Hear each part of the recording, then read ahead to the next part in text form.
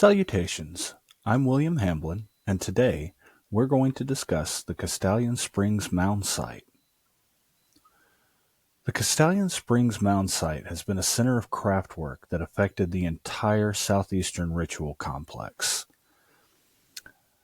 There's not a whole lot in readily available sources concerning this site. For instance, from the Tennessee Encyclopedia of Culture and History, there's a Sumner County entry that says, quote, two easily accessible prehistoric mounds stand at Castalian Springs, where Native Americans for centuries came to hunt the game which gathered at the springs and its salt lick. End quote. Obviously, this isn't a whole lot of information to go off of. However, if you dig around and find some various thesis papers and published academic works for peer review, you'll find other descriptions of the site, such as, quote, Castalian Springs site is located in Sumner County, Tennessee, near Bledsoe Creek in the unincorporated community of Castalian Springs, about 6 miles east of Gallatin, end quote. Also, quote, based on William E. Myers' field notes from 1891, 1893, and 1916 through 1917, the Castalian Springs site features include mounds, a central plaza, and possibly an enclosing palisade.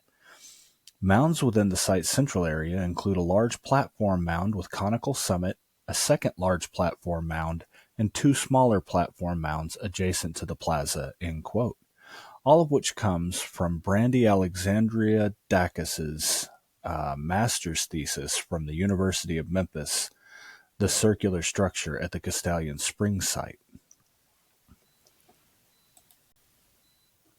Also, thanks to Brandy Dacus's master's thesis, we find some context for what the Mississippian Society must have been, which I think is pretty important to our continued discussion. Quote, Mississippian councils likely maintained significant power in community decision-making. The sacred nature of circular buildings should also be highlighted as public life was interwoven with spiritual life in Mississippian societies, as evidenced by the ethnographic accounts of Alex Barker and William Bantram. End quote. Quote, Castalian Springs is one of several major Mississippian sites in the Middle Cumberland region of Tennessee that was occupied between 1000 and 1400 CE.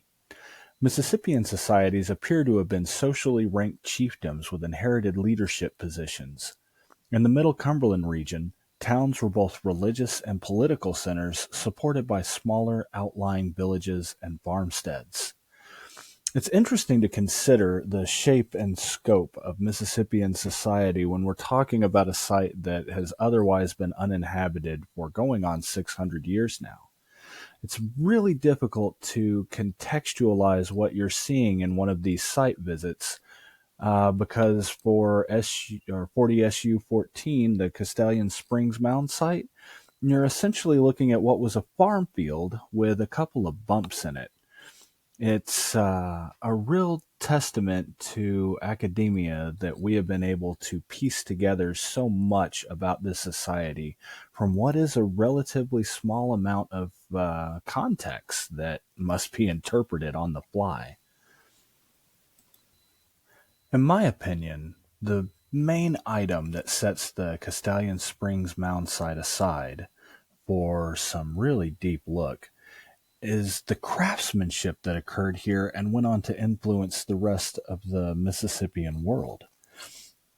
Throughout the Mississippian world, from about 1250 to 1450 CE, there was a type of what we would call today a cameo, but what we refer to in the literature as a gorget, that has 4 crested birds in the top, bottom, right, and left of the item.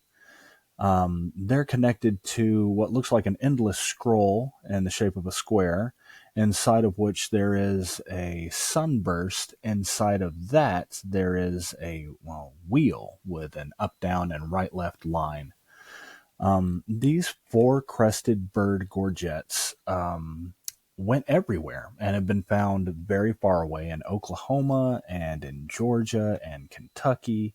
essentially all over the southeastern ceremonial complex's range. They were almost certainly created at the Castalian Springs site originally and went on to move out from there. They were made on a specific type of marine shell called a lightning whelk shell. Lightning whelks eat clams in the local water sources. And so you can pretty much readily find those and crack them up into what you could then carve this pattern onto. With one exception, all of these gorgets that have been found in the Cumberland River Valley were similar enough to be suggested that they all came from Castalian Springs. And the movement of these four-crested bird gorgets also highlights a period of transition in the Mississippian culture where they go from being made in the Cumberland River Valley down into the Tennessee River Valley around Alabama. This proposes a significant migration of people from Middle Tennessee to southern Tennessee and northern Alabama around the mid-1300s. The Castalian Springs Mound Site is so important that in early academic work on the topic, other important pieces of Mississippian art have been misattributed to the Castalian Springs site. Interestingly, there's been a whole scholarly paper written on correcting the provenance for long-nosed god masks, which the long-nosed god mask in question is essentially something you'd see dangling from an earring that is pretty unique to look at.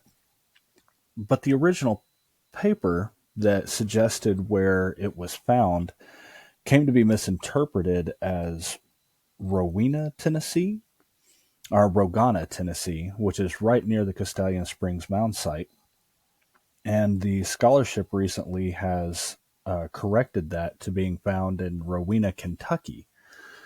So the importance of the craftspeople at the Castalian Springs site is so great that it is a little hard to figure out where really impressive items are coming from because the weight of the importance of the craft work at Castalian Springs leads to misattributions of where things have been found. The Mississippian period is absolutely fascinating to me. I meant to talk about the Southeastern Ceremonial Complex at a pretty great length in this episode, but it has to be 11 minutes at the most for me to get across what I'm trying to get across. And if I were to talk about the subject matter of Southeastern Ceremonial Complex art at any length whatsoever, I would shoot straight over the 11-minute mark. I should make a couple of more episodes of this podcast, actually, to try to get this across. The mythology is absolutely fascinating and must be distilled from the mythology of other tribes that came later. Although the most temporally close European report that we have is the Spanish from the late 16th century. And they found that there were Muskogee-speaking peoples in what is now Tennessee, as opposed to the Iroquoian-speaking Cherokee, who moved the Shawnee out to the north and the Muskogee down to the south, and later became the Creek tribes.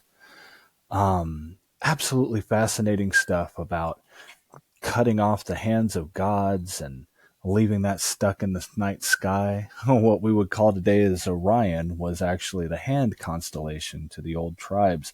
And it was so important mythologically speaking that they figured when a person was born, the soul would descend through Orion to the earth. And then when that person died, the soul would reascend back through Orion into the sky world, where there was a sky village with a chief of the sky gods, and just an absolutely astonishing mythology. Mississippian centers had a fire at the center of their villages, which would connect them to the sky through the smoke rising up from the earth.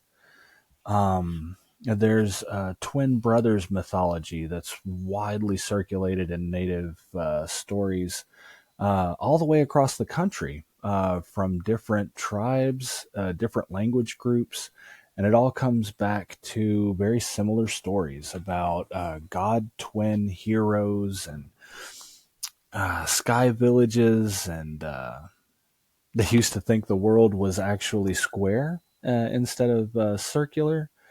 Like I said, I could go on at great, possibly boring length if you're not really interested in the material, but we'll leave that for another episode.